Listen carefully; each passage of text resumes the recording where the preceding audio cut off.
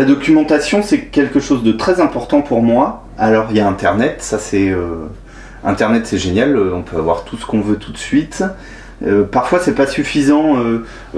Pour ma fanfare de compagnie, les cuivres, moi, j'ai eu besoin d'en avoir un en vrai très rapidement dans le livre pour savoir comment on le tient, pour vraiment voir les reflets, parce que c'est un jeu assez compliqué dans les reflets.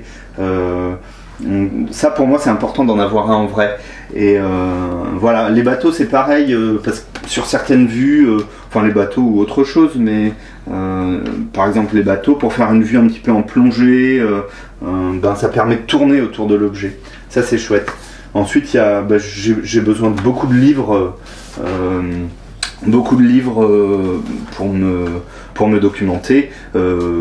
Sur ce livre sur l'Égypte par exemple, qui est très ludique, il y a des labyrinthes, des choses comme ça. C'est pas un livre très documentaire, mais il faut que ce soit crédible en même temps.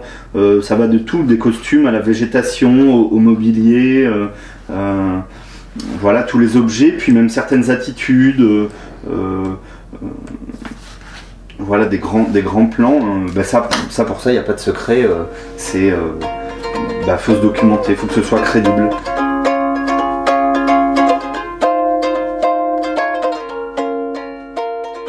Parmi mes influences, il y a Nicolas Francescon qui est un ami, on était ensemble au lycée et qui depuis le lycée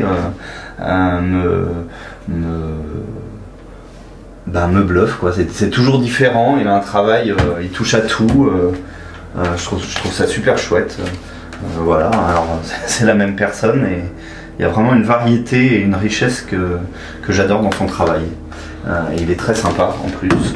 Ensuite, voilà, il y a le travail c'est plus des livres en particulier, là, Quelle couleur de Régis Lejon, où je me lasse pas de le regarder. Je sais pas si c'est une influence, mais c'est joli, ça donne envie de travailler.